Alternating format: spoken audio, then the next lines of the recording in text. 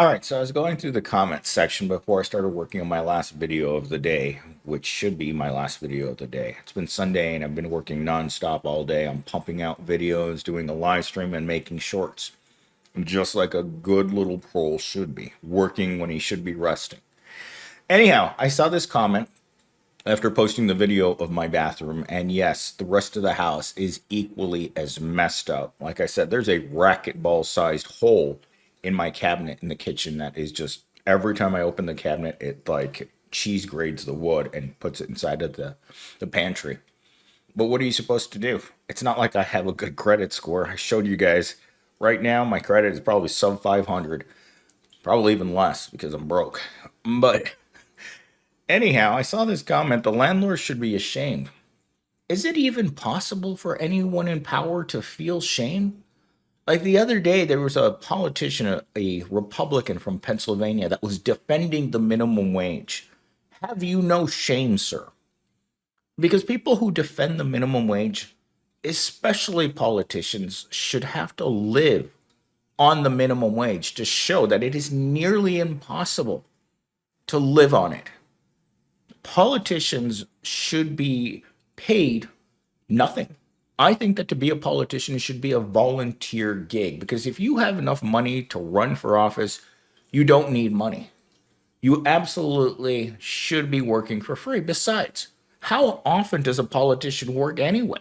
Isn't Congress only working an hour a day for a quarter of the year? It seems like they do nothing except for make the lives of poor people harder. Work requirements for medical care, work requirements while they're starving. These people have no shame.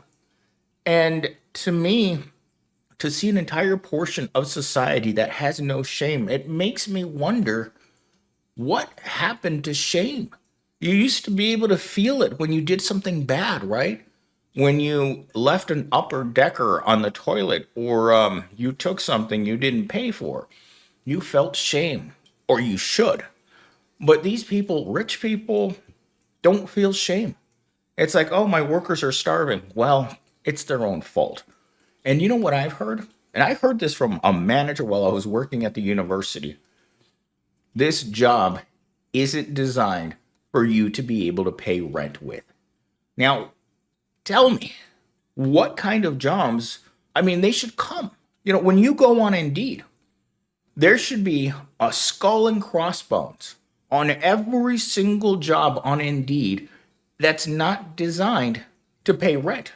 Because obviously we shouldn't take those jobs. We should only take the little job. We should take the jobs that have a little heart at the top of the job that shows that you care about the well-being of another person. But instead, the 99% of jobs that are on Indeed right now and available to the pros have the skull and crossbones. The same sticker that tells you not to climb into the dumpster outside of your house because you could get injured is the same sticker we need on everything that the proletariat has access to. Remember, if voting mattered, they wouldn't let poor people do it. All right, with that said, let's get into the meat and potatoes of today's video because I've been ranting way too much too soon. I'm 25-year-old and I'm embarrassed every time someone asks me what I do for work. It's not that I don't work hard, it's that the job I have doesn't even like doesn't feel like real employment. More like a punishment disguised as a paycheck. My boss demands professionalism, my landlord demands rent, and society demands that I smile through the whole circus. Meanwhile, all I feel is shame. Shame for being broke, shame for being stuck, shame for surviving on scraps in a system that feeds on my exhaustion. Well, people, it's not hard to see that the system in and of itself was designed to punish you. A punishment disguised as a paycheck. That's what the McPaycheck is in today's society. A McPaycheck isn't designed to keep you afloat.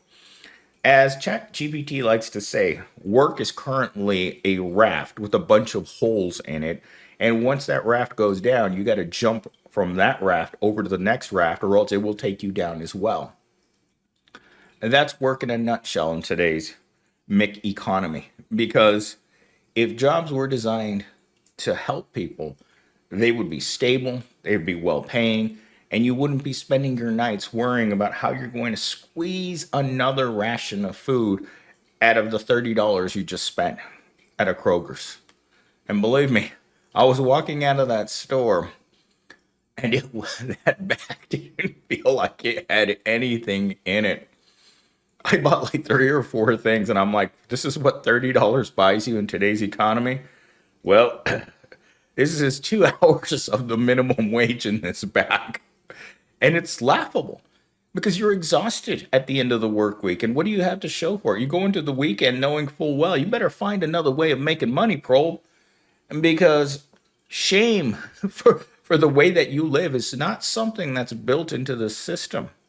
Opportunity isn't either. All right, let's get into talking point number one. Employment should give people pride, dignity, and stability, but instead it gives shame. Not because workers aren't good enough, but because the system has collapsed into a machine that rewards exploitation. People end up internalizing shame that should belong to those in charge. The corporations that underpay, the landlord who exploits, and the politicians who dismantle protections. Workers carry guilt for not being successful, when in reality, they're surviving a game that was rigged before they were even born. This is why right-wing politicians want you to keep having children, Proles. The children that we can't afford to have. And even Susie Rottencrotch knows that being a single mom in this economy is not good. Being a single mom has the same outcome as trying to get a job in this society.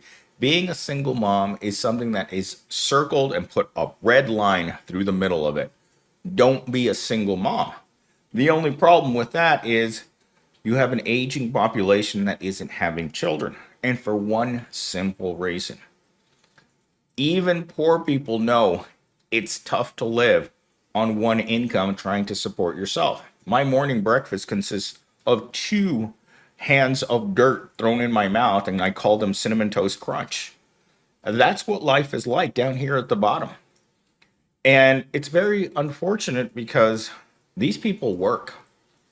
These people have to get out of bed. In fact, I was talking to one of my coworkers the other day, and she told me, Millennial Stan, I'm a 30-year-old single mom with 5 kids. And this morning when I got up to go to work, I sat on the side of my bed and I cried because I didn't want to go to that job. When someone feels that bad about going to work, when you sit on the side of your bed because you don't want to go to Pound Town, that's terrible. When you have to have a drink first thing in the morning, that's terrible. When the first thing you do in the morning before you go to Pound Town is substances and go to work, it's not a good look, society. When I worked at Walmart, substances and drinking at lunch were part of every day. I mean, I saw so many people that were lit or smelled a little funny coming back from breaks, right? And I mean, I get it. The last thing you want to do is acknowledge a reality, especially when you're at Surf City. And you're sitting there and you're thinking about it. It's like, I wonder how much money I'm going to have to borrow from the app to survive until my next paycheck. And then you get to your next paycheck and you borrowed so much from your paycheck that you have no paycheck. And now you're doubly screwed. But when pros think about their reality, they live in the now. And this is something that I do. I never think about the future. Because if I thought too much about my future, I would just lay down on the floor right here in the middle of the living room in the fetal position and just close my eyes and say, this isn't my life. So I can't think about the future. You can't think forward. How do I put this? You can't think in a forward direction because you have no future. And the worst part is you can't think about your past because your past is awful too. I say this in a lot of my videos, but every day is the worst day of my life. And thinking about yesterday as the worst day of my life will cripple me emotionally. Yesterday, when I got those phone calls from my friend calling me, it was for this exact reason. And it's something that Astra left in the comments section about an hour ago that happened with her and her parents. So if you guys know Astra from the channel, she leaves a comment every once in a while, probably about once a week, right? And a few months back, she posted on a comment to me that her parents had kicked her out of her house and that she had a rough time. And she's been laid off 3 times. She's changed careers. She's currently, I think she's been at her current job for about 2 weeks now. But they kicked her out of the house and she had no place to go. And then years later, they asked if they could move back in with her. And I told her flat out, say no. When people are going to treat you that bad, you have to treat them that bad as well. And that's something that she picked up from one of my videos that I did this morning is when your parents do you wrong, you do your parents wrong. Because I don't care how much they tell you that they sacrificed. When your parents are a-holes, you got to let them be a-holes. And this is exactly what happened to my friend when she went back to visit her parents. And it's what Astra related to is that when she saw her parents this last time, her parents are like, you're not like us anymore. She comes from poor white trash, right? Generation after generation of poor white trash.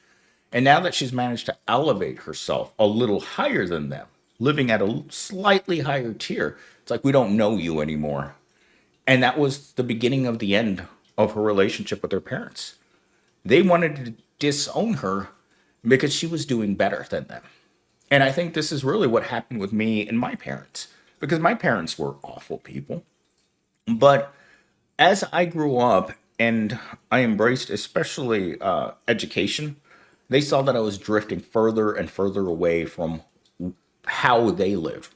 In their world, only one thing existed: mindless, meaningless, low engagement work. And as I became more educated than them, because I know I was smarter than my parents by the time I was in kindergarten. And I was just like, I would see them doing stupid things. And I'm like, Jesus Christ. And they would see me not as one of them anymore, but as a person that was moving further and further away from them. And that was kind of the rift that built throughout my entire childhood to the point where I never saw them again, ever. There was no interest. We weren't like each other anymore. It was a disdain for someone that moves past you in society. And hell, look where I live.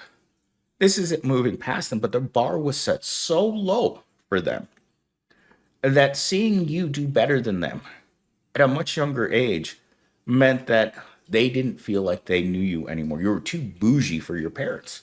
And parents are regular people.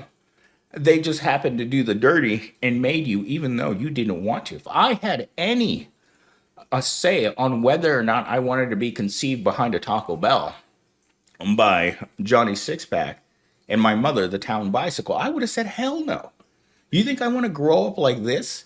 A bitter, angry man jumping from job to job my whole life, spending half my life at a university to end up in a dead-end job that I am ashamed of telling people in academics what I do. I'm ashamed of what I do for work. Why? Because it's not academic work. It's not the work that I went to school to do. It's the work of a person who's a loser. And you know what I say about us proletariat? We've got that big old L on our forehead, and we also have a big old L that's made of iron that we drag around with us everywhere we go. Because opportunity isn't part of our lives. It's just mindless, meaningless work that is somehow disguised as something to be proud of. I don't know. It reminds me of those billboards that used to tell poor people and low income areas that any job is a good job. Why? To shame them into taking those factory, warehouse, and retail jobs. Like, I just saw that girl at the gym this morning that stopped talking to me because I became unemployed. And in her mind, that's the worst thing that a person can be, is unemployed. She's like, that's shameful. And that's what society treats you. That's why poor people don't like poor people. When you see a poor person, it just reminds you of your own poverty. We don't like that. Anything that reminds us of being poor is something we try to avoid. And looking at other poor people, well, it reminds us of that fact that we are without the means, that we don't control the means of production, that we are simply NPCs. And we can't grow past that state. No matter what you do, I thought education, no matter how long it took, because I spent half my life getting educated. And I thought, you know what? I'm just going to keep pushing through another degree, another degree, another degree, and another degree, right? I thought this has got to work. It's the equivalent of pure stupidity. It's going to the lottery ticket machine and dropping $20 and getting nothing out of it. All right, next one's definitely going to make me a millionaire. Drop another 20. Nothing happened. Now you're down $40. You drop another lottery ticket. Maybe you win a little bit, maybe you get a buck. And then you have no more money left, so you borrow another 20 bucks. This is the entire reason why you can't buy lottery tickets with credit cards. Because people were doing this. This is how stupid pros are. People were running up their credit cards thinking they were going to buy the next winning lottery ticket, the next scratcher that was going to pay off that credit card debt and set them up for life. This got so bad that the credit card company said, no, you cannot buy lottery tickets. You cannot buy a money order with a credit card because pros are dumb. They are innately dumb. And it's not their fault because no part of the system wants an educated proletariat. Remember, this should be a country of workers, not thinkers. But if all your pros are running up credit cards with lottery tickets, you got a real problem as a credit card company. Because once they run up those credit cards with lottery tickets, they're not going to have any money to pay back their credit card debt because they were trying to work the system. I wish this wasn't true, but it is. And those are sad facts of poor people is they can't think because they never got the right education. You think public school teaches you how to be a millionaire? No. It teaches you how to scrub a toilet and maintain that mentality of a person that's going to push a broom for the rest of your life. And somehow manage to be able to internalize toxic positivity so you never really look at your situation and think, oh my God, is this really happening to me? No. What pros really think about is music, getting it on, movies, and doom scrolling. That's what life is like inside of a pro's mind. I know. I'm a pro. That's what I think about. I look at so much stuff, let's just call it corn, that my mind is probably decayed just from spending so much time looking at that stuff. All right, talking point number 3. Jobs today don't feel like opportunities. They feel like traps. The paycheck is just another, just just enough to survive, but never enough to grow, leaving people perpetually on the edge of collapse. And when survival itself becomes your full-time occupation, society labels you as a failure, not ambitious enough, not disciplined enough, not grateful enough. That's the core of the scam. The system convinces you to feel ashamed for struggling, while those in power profit off your desperation. Workers walk away not only exhausted but humiliated, thinking the problem is them instead of the economy they're trapped in. Everyone who wears a uniform and a name tag to work knows the humiliation of putting that on in the morning. I did it for many, many years where you start to leave the house, and if you're wearing that outfit, chances are you don't have a car. You're going to get on a city bus and you're going to travel for a long distance to get to a place that offers you nothing. And you ask yourself, I got to take the same bus home. So it's an hour to an hour and a half each way, 3 hours wasted of your day in which you can't work, you can't do anything except just sit there and look at other poor people get on and off the bus, going to their humiliating jobs as well, wearing uniforms. The most common outfit on a city bus is either being homeless or wearing a minimum wage uniform. And I think that's the main reason why they started tinting the windows on the city bus is that people were ashamed to be seen. I know I was. And I remember looking out at the cars thousands of times and thinking to myself, why do I have to be here? Why did I screw up so bad that I have to be sitting on the city bus surrounded by failure, the smell of failure, which is feet, alcohol, BO, and whatever else that smell might be, but it's all wrapped in there together. And when you get home, you're covered in it. And you know what? It doesn't scrub off. You feel it. You carry it around with you everywhere you go. It's the shame of smelling like that. Failure on a city bus. All right, let's close this thing out. So, yes, I'm ashamed of my employment, but not because of who I am. I'm ashamed because we live in an economy that celebrates exploitation and blames the exploited. The truth is that shame was never mine to carry. It belonged to the landlords, the CEOs, the politicians who profit off this cycle. If being honest about that makes me a failure, then at least I'm failing loud enough to be heard. Loud enough to be heard. You guys come onto this channel every single day, as I say, very unpopular things. Our society loves winners, but it loves demonizing the vast majority of losers, who are the entire reason why we can have a tiny portion of our society that's winning at life. Because we can't, there's nothing we can do to get out of the way. In fact, I was talking to the janitor this morning at the gym, and he's like, man, I got to start my own business. Man, I got to get out of this rut. And I'm like, dude, you've been a janitor for 10 years. You're not just going to put down your broom and start a business. But we have that ability to convince ourselves that what we need to do is change dramatically from peasant to nobility. But that's never happened before, because a peasant working in Surf City doesn't have the building blocks to get there. And if they did, the wealth distribution in our society would be much more equitable. And we know that no one wants that to happen.